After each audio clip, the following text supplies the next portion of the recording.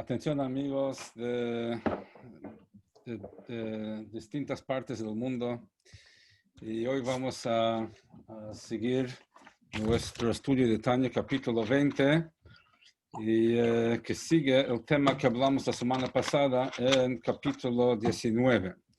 Ahí hablamos sobre el amor latente que cada judío tiene en su alma, y es eso lo que lo lleva a estar dispuesto a sacrificar su vida para no desconectarse de Dios. Si a uno le dan para elegir o arrodillarse a un ídolo o pagar con su vida, está dispuesto a pagar con su vida, a pesar de que toda su vida no actuaba muy religiosamente, que digamos. No es de que se considera muy religioso y por eso da su vida, porque está convencido o elaborado, simplemente que no lo piensa, es una cosa instinto natural. Entonces, el tema es así, de que así como uno estaría dispuesto a dar su vida para no transgredir el tema de idolatría, de la misma manera, dice el Alter Rebbe, de que uno podría invocar y activar esa fuerza que tiene de la esencia de su neshama, del nivel de Chokhmah, como lo explica, para no transgredir ninguna transgresión de la Torah y cumplir con cada mitzvah. Entonces la pregunta es, ¿cómo podemos decir que ese amor puede estar presente y activarse para el cumplimiento de cada mitzvah? Si dijimos antes que es algo tan profundo que se activa solamente cuando atenta contra la idolatría, contra la desconexión con Dios, entonces, ¿cómo es de que eso puede llevar a motivar a cumplir con todas las mitzvot?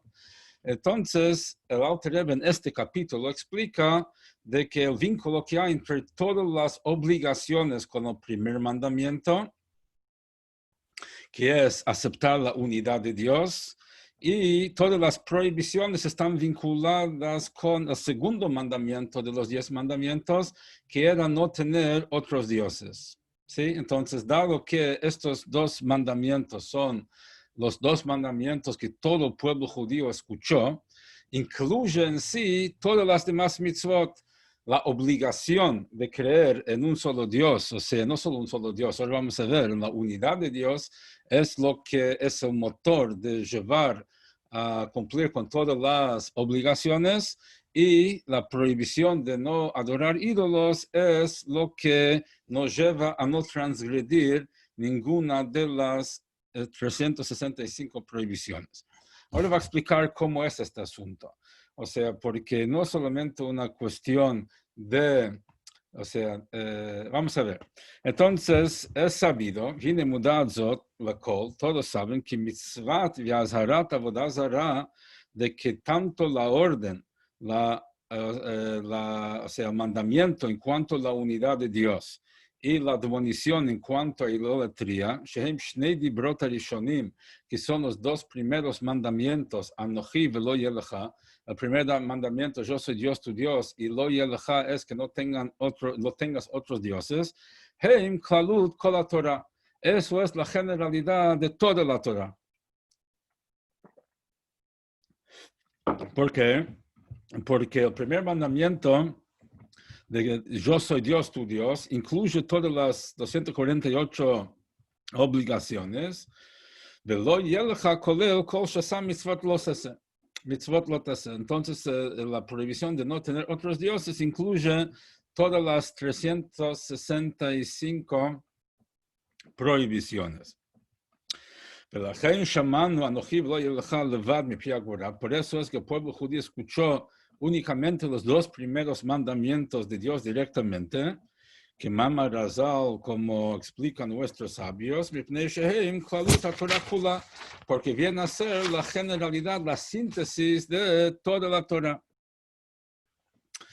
Entonces, quiere decir de que en realidad escuchamos, por más de que escuchamos los primeros dos mandamientos nada más, pero dado que ahí está sintetizado toda la Torah, resulta que escuchamos toda la Torah de Dios, como está expresado y condensado en estos dos mandamientos.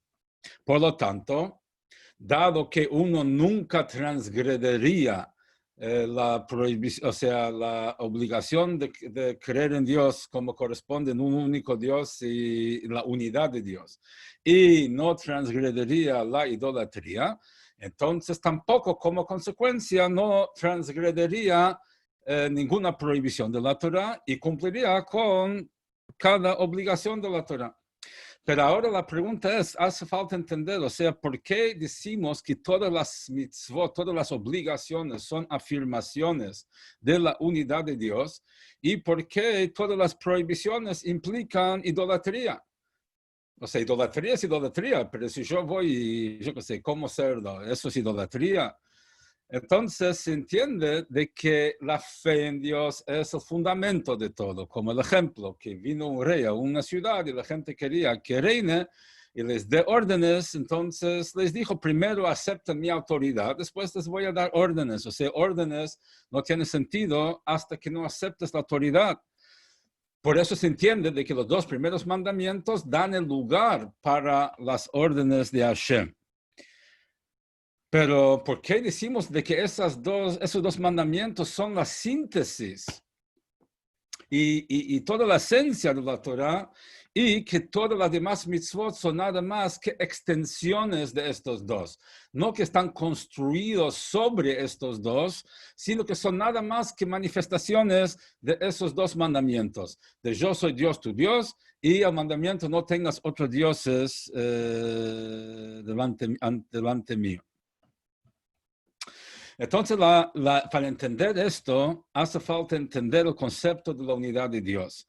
La idea de decir la unidad de Dios no estamos implicando que hay un solo creador. Es mucho más que eso. Estamos diciendo que hay una sola existencia verdadera. Toda la existencia, todo lo que nosotros vemos, somos nulo frente a Dios.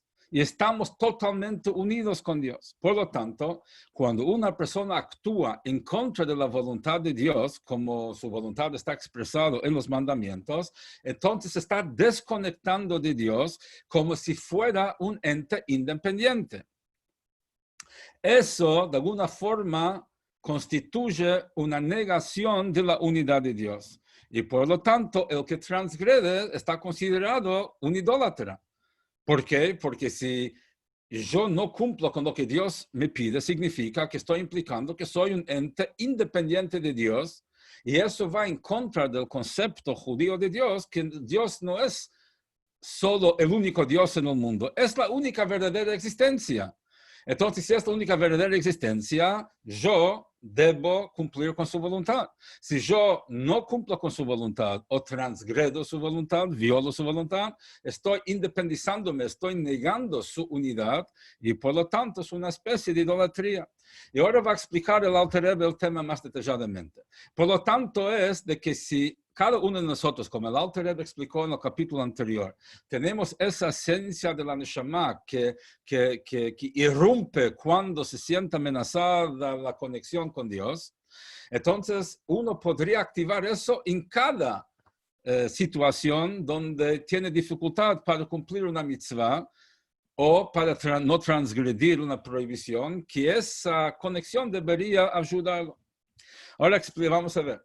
Y para explicar muy bien este tema, hay que mencionar primero en resumen, o sea, cómo es el concepto y cuál es la esencia de la unidad de Dios, que está denominado uno y único. Entonces, porque, o sea, de que se pueden tener varias cosas acá, de que hay un solo Dios, un solo creador, es un solo ser que no está compuesto de componentes, es una unidad simple, ¿no? Etc. Bechol maminim, y todos creen, shehu levadohu, que él está exactamente ahora, como ya kodem shenivra haolam mamash, que él está ahora tal como estaba antes que el mundo fue creado. Entonces, antes que el mundo fue creado, obviamente Dios está solo, porque no hay otra cosa. Ahora que el mundo fue creado, sigue estando solo, porque nosotros no somos un ente independiente. Dios es tan solo ahora como antes. O como shekatuv, y como dice el versículo, o como dice, digamos, en el libro de plegaria, de Sidur, Atahu ad shelo nivra haolam, tú eres el que estaba antes que el mundo fue creado, Atahu mishenivra, y tú eres el que está después que el mundo fue creado. Entonces, acá, si lo único que queremos decir acá es que Dios es eterno, sin comienzo, sin fin, podría haber dicho, tú estabas antes que el mundo fue creado y estás hasta siempre, pero no dice eso. No dice, ata achelo nivra olam. Dice, tú eres el que estaba antes y el mismo que está ahora. Significa que no cambió nada con la creación del mundo. No es que antes Dios estaba solo y ahora comparte la existencia con otra cosa. No hay otra cosa independiente de Dios. Ahora vamos a ver. Pirush quiere decir, mamash bli shum shinui, es el mismo él sin cambio. Que dictiv, como dice el versículo, Ani Hashem lo shaniti, yo, Dios, no he cambiado. Es de que desde la creación del mundo sigue siendo la única existencia a pesar de toda la miríada de existencias que nos parecen haber. La explicación dice que Olam Hazeh, porque este mundo físico, igual como todos los mundos superiores, no efectúa ningún cambio en la unidad de Dios al haber sido creado de la nada. Dios nos creó de la nada, antes que existimos nosotros, que cambió de una cosa en otra, o tomó materia prima y lo fue cambiando. Nos creó de la nada y Él es igual antes de nuestra existencia, después de nuestra existencia, Él sigue siendo la única existencia verdadera. Así como Él estaba solo, estaba solo y único antes que el mundo fue creado, así es Él solo, está solo y único después que fueron creados. Porque todo frente a Dios es nada. Es como si fuera totalmente no existente. Ahora, ¿cómo se entiende esto? Estoy acá con Carlos, con Eduardo, con Mendy, con una computadora que fue compuesto por una empresa grande. ¿Qué quiere decir nada? No somos nada. Entonces, ¿qué estamos haciendo acá? Entonces, acá va a explicar qué significa todo esto. ¿Qué significa que nosotros decimos que el mundo no es nada independiente de Dios? Y estamos tú y yo acá, y estamos seguros que estamos acá, y no sabemos bien Dios dónde está, cómo está.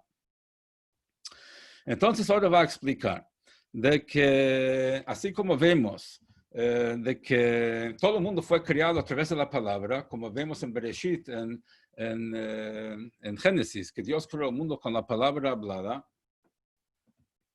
Entonces, ¿qué significa esto? Así como para el hombre una palabra no tiene ningún valor, porque uno puede seguir hablando sin terminar, habla y habla y habla, y si quieren ver la prueba, sigan acá y seguimos hablando hasta mañana. Entonces, una palabra no es significante frente a alguien. Ahora, una palabra tiene aún menos valor a relación a un pensamiento, que es la fuente del habla. Y al lado del alma en sí, de donde viene el pensamiento y el habla, una palabra o muchas palabras no tienen ninguna significancia.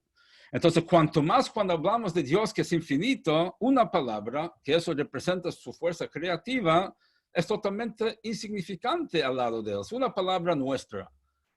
Es insignificante en comparación a nosotros. Yo digo una palabra, ¿qué valor tiene? No digo una palabra compromiso, digo. O sea, digo una palabra, ¿qué representa en cuanto a esfuerzo, en cuanto a valor? Nada. Entonces, si Dios creó el mundo con la palabra, esto cuanto menos importancia tiene. Si Dios es infinito y una palabra es algo limitado. Entonces dice, porque la creación de todos los mundos, superiores e inferiores, de la nada a algo, de Hayutam y su vitalidad, su sustento, vikiyumam, su sustento, hamekaimam, que lo sostiene, shelo yachzeru liot ein ve'efes kishaya, para que no vuelvan a hacer nada tal como estuvieron, que eso es otro aspecto de la palabra hablada. Una palabra hablada, ¿cuánto tiempo existe? Existe mientras yo la pronuncie. Dejo de hablar, la palabra deja de existir. Ya no está más. Sigue cuando yo la pronuncie. Y así es el mundo. El mundo sigue existiendo porque Dios sigue hablando. El momento que deja de hablar, el mundo deja de existir. O sea, ¿qué tiene que hacer Dios para destruir el mundo?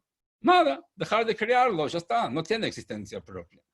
Entonces, esa palabra, que no es como un ser humano que crea algo. Un ser humano que crea algo de otra cosa. Entonces, es un artesano, agarra madera, de eso hace un mueble. Entonces, aunque el artesano muera, el mueble sigue. Porque el mueble no depende del artesano por su existencia. Pero no es así en cuanto a la creación del mundo. En cuanto a la creación del mundo, depende constantemente de la fuerza creadora para su existencia. O sea, toda la existencia del mundo, de todo el universo, depende de esa palabra divina y el aliento de su boca que está vestido en el mundo. Es eso, la energía que lo hace existir. Mashal, por ejemplo, como benefesh Adam, así como es en cuanto al alma del ser humano, cuando habla una palabra, que esa única palabra, que lo mamash es insignificante, afilo de klalut nafsho medaberet, es totalmente insignificante si lo comparas con el poder del habla general que tiene la persona. Uno puede hablar tanto que una palabra es totalmente nada. Que la vestimenta del habla es la vestimenta mediana, intermedia de la persona. O sea, de que uno tiene tres vestimentas: el pensamiento, el habla y la acción. Tres formas de expresarse. Entonces, el habla es el medio entre el pensamiento y el habla. Entonces, una palabra en comparación al poder de hablar es insignificante. Entonces, uno puede hablar una cantidad infinita de palabras.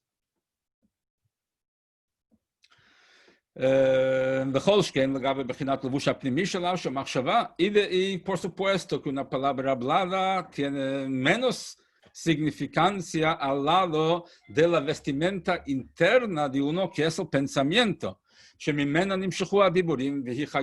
donde vienen las palabras y vitalizan la palabra. Uno cuando habla puede repetir palabras o las palabras expresan algo. ¿Expresan qué? Pensamientos de uno. Entonces, una palabra en comparación al poder del pensamiento es más nulo que en comparación al poder del habla general. Ni hablar si comparamos esa palabra hablada con la esencia del alma, que son los 10 poderes, o sea, los 3 intelectuales y 7 emocionales, que viene a ser el alma mismo, que se expresa a través de las vestimentas, pensamiento, habla y acción. Uno, ¿qué piensa? O ideas o sentimientos.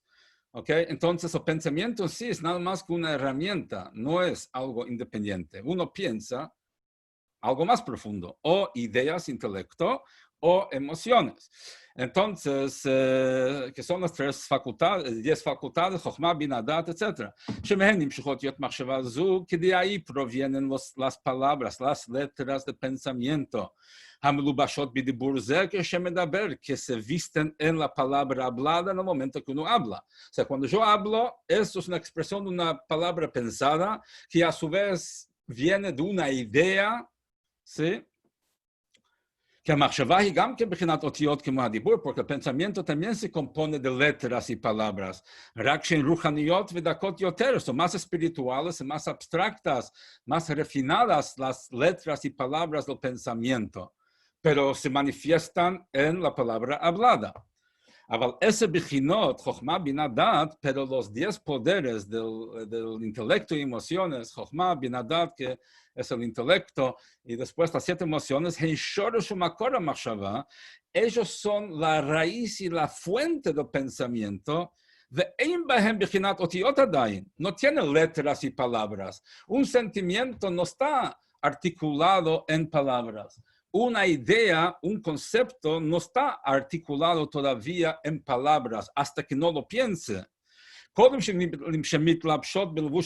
Antes que se visten en el pensamiento conscientemente para pensar de la idea, no tienen palabras. O sea, el pensamiento les da palabras, ¿no?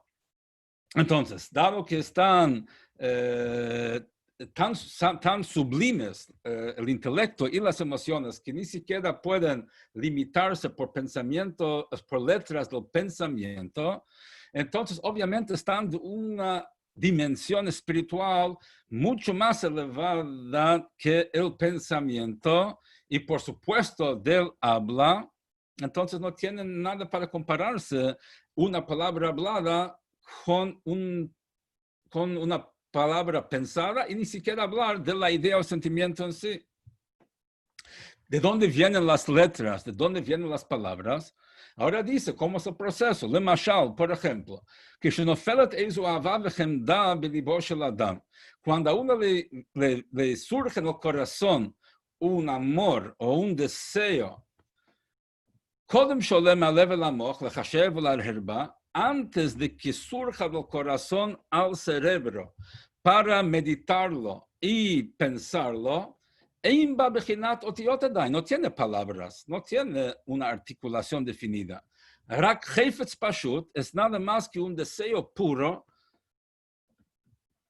Bechasheka, y unas ansias belev en el corazón, a esa cosa que quiere, lo quiere, es un deseo, no tiene palabras que lo definan. Y por supuesto, todavía antes de que ese deseo que le surge en el corazón para esa cosa,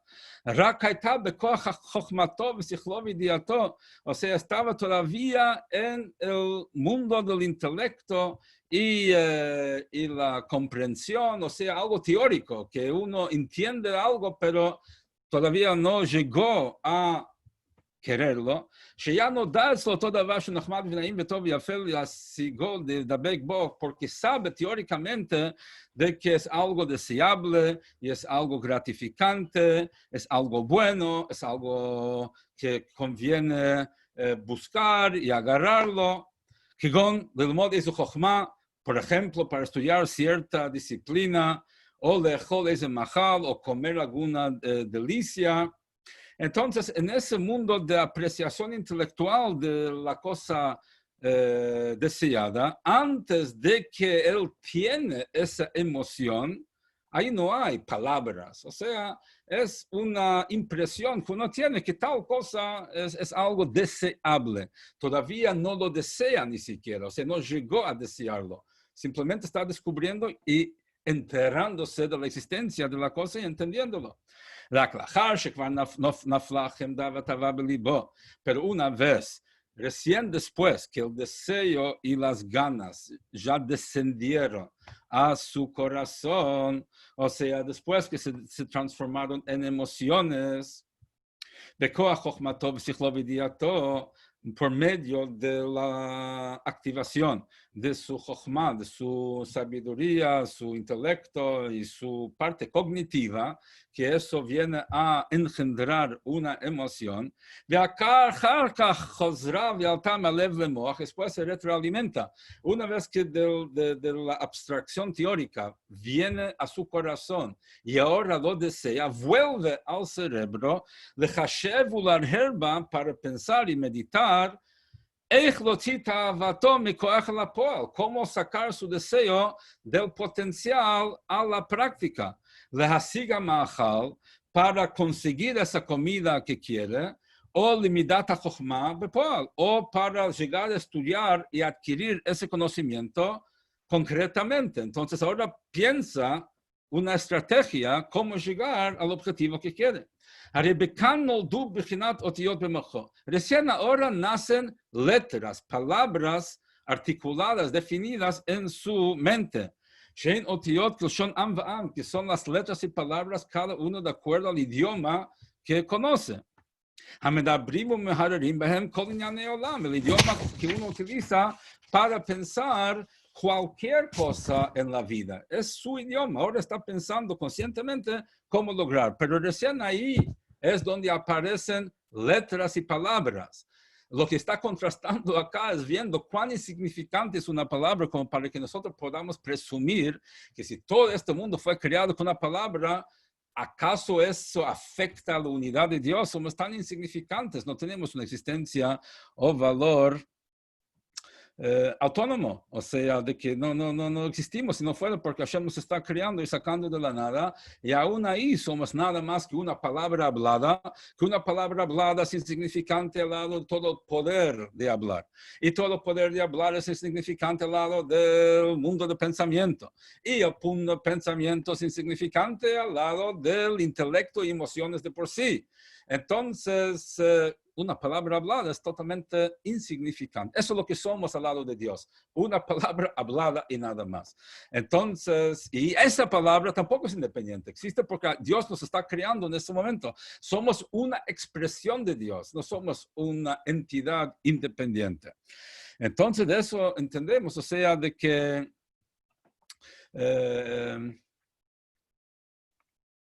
entonces, hasta aquí llegamos en este capítulo. La semana que viene va a desarrollar ese concepto más todavía para desarrollar esa idea, para que entendamos nosotros cuán existentes somos y que Dios es verdadera existencia, ¿no? Y va a llevar al concepto de que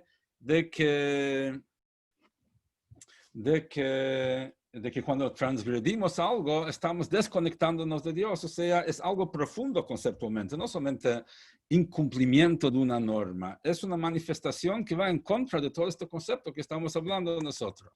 Y va a explicar, o sea, de que inclusive una palabra hablada humana tiene un valor, pero una palabra hablada de Dios es totalmente insignificante en cuanto a su valor independiente.